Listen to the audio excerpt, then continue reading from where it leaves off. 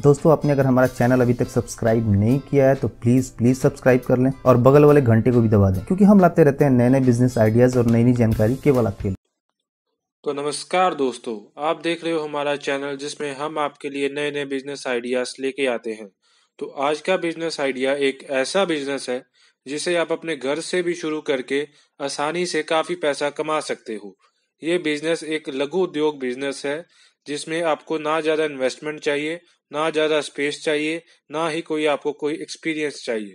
इसे आप आसानी से जब मर्जी शुरू कर सकते हैं। साल भर चलने वाला ये बिजनेस जिसके बारे में हम आपको आज बताने वाले हैं। तो वीडियो एंड तक जरूर देखें और कोई भी पॉइंट बीच में से स्किप ना करें, क्योंकि ये वीडियो आपके लिए बहुत ही फायदेमंद होने वाली है।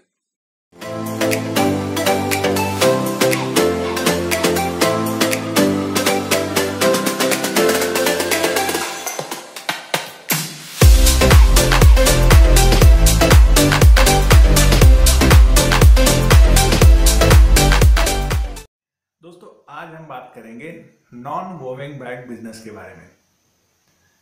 दोस्तों हाल ही में खबर आई कि महाराष्ट्र में कैरी बैग्स जो होती है पॉलीथीन की और जो थर्माकोल के जो प्रोडक्ट्स होते हैं यूज एंड थ्रो वाले, इसे टोटली बैन कर दिया गया है।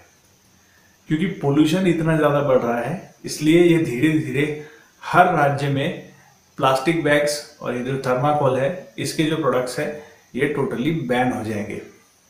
ऐसे में एक जो बिजनेस है वो बहुत उभर के आता है, उसका नाम है नॉन वोविंग बैग्स का जो बिजनेस है। आपने अगर इसको हिंदी में कहा जाए तो कपड़ों की जो थैली होती है उसका बिजनेस। अभी इस बिजनेस के लिए हमें क्या करना होगा, ये बिजनेस कैसे तरह से डेवलप होगा, इसमें कितनी कॉस्ट लगती है, इस सब बारे में हम आज डिस्कशन करेंगे। दोस्तों सबसे पहले आते हैं कि इसका पोटेंशियल क्या है। जैसा कि मैंने आपको बताया कि अभी धीरे धीरे हर राज्य में पॉलीथीन जो है ये बैन होता जा रहा है, तो उसके वजह से जो कपड़ों की थैली है इसकी डिमांड कंटिन्यूअस बढ़ती जा रही है। अब आप चाहे शोरूम चले जाओ, कोई भी शॉप चले जाओ, तो वहाँ पर अब जो लोग हैं वो 5 रुपये भले एक्स्ट्रा लेते हैं, लेकिन जनरली कपड़े वाली बैग ही वो प्रोवाइड करते हैं। उसमें प्रिंटिंग बहुत अच्छी तरीके से होती है, बैग जो दिखने में होती है वो ज़्यादा इम्प्रेसिव होती है और इसकी जो डिमांड है ये कंटिन्यूअसली बढ़ती जा रही है। तो चलिए दोस्तों अब देखते हैं कि ये बैग बनाने में हमें किन किन चीज़ों की आवश्यकता होती है। इसमें दो मशीनों की आवश्यकता होती है। एक होती है स्ट्रेच मशीन और एक होती है कटिंग मशीन। तो पहले बात करते हैं स्ट्रेच मशीन के बारे में। तो ये जो मशीन होती है इसमें आप जो बैग्स है उसे बहुत ही फास्ट तरीके से सिल सकते हैं।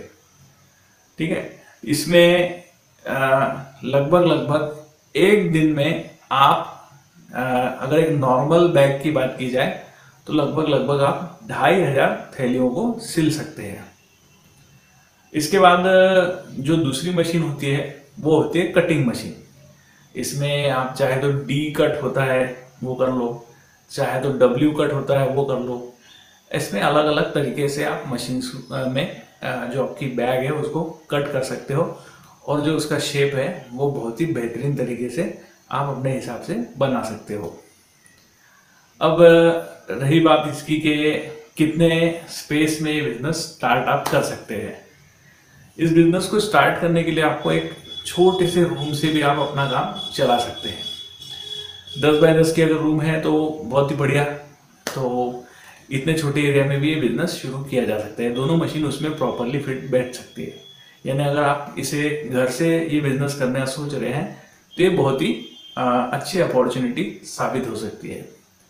अब बात करें इसके कॉस्टिंग की, तो ये जो मशीन्स है ये आपको लगभग बिजनेस है 1,30,000 से स्टार्ट होता है। इसमें साथ ही साथ आप कॉस्ट पकड़ लीजिए, जो नॉन वोविंग का कपड़ा होता है उसकी भी कॉस्ट आपको पकड़नी होगी। मार्केट में अगर आप चले जाओ तो ये जो कपड़ा होता है ये लगभग आपको 85 रुपए से लेके तो 90 रुपए के बीच में किलो से मिलता है। तो इसकी भी आप कॉस्ट इसमें ऐड कर सकते हो। तो ऑल ओवर आपका ये जो बिजनेस है ये मिनिमम आपका 1.5 लाख के इन्वेस्टमेंट से स्टार्ट होगा। ये 1.5 लाख की इन्वेस्टमेंट है, आप इसे लगाइए और ये बिजनेस स्टार्ट कीजिए। और जो डिमांड है इसकी तो बहुत ह्यूज डिमांड है। आप इसमें अलग अलग शोरूम से जब जुड़ते हो, उसके बाद कुछ शॉप से आप जुड़िए जिन्हें इस तरीके के चीज़ों की ज़रूरत होती है। और ये जितना भी सामान होता है आपको पर्सनल जाके बेचना नहीं है, ये लगभग B2B का बिजनेस है। आपको जो बिजनेस ओनर्स है इस तरीके के, उन्हीं को डायरेक्ट आपको ये बेचना होता है और वो भी होलसेल रेट में। तो चलिए दोस्तों बात करते हैं इसके प्रोडक्शन कॉस्ट की। आप जब ये बिजनेस में ये जो थैली है ये बनाते हैं तो इसकी प्रोडक्शन कॉस्ट लगभग एक थैली के पीछे जाती है ₹1.25 के आसपास। और होलसेल मार्केट में अगर आप इसे बेचते हो तो ये लगभग बिकता है ₹3 के आसपास। और MRP से जो रिटेल करते हैं उससे जो प्राइस होती है वो लगभग होती है ₹5 मिनिमम। तो आपका अगर आप होलसेल मार्केट में भी ये बिजनेस करते हो तो आपकी कॉस्टिंग होगी लगभग ₹1.75 के आसपास आपका प्रॉफिट मार्जिन होगा। तो हम ₹1.5 पकड़ लेते हैं। तो लगभग आपका जो पर डे का जो प्रोडक्शन है वो है 2,500 थैलियों का। 2,500 थैलियों में अगर आप ₹1.5 से ₹1 का प्रोडक्शन भी पकड़ते हैं तो आपकी लगभग पर डे की इनकम जो है वो होती है लगभग 3,000 से 5,000 के बीच में।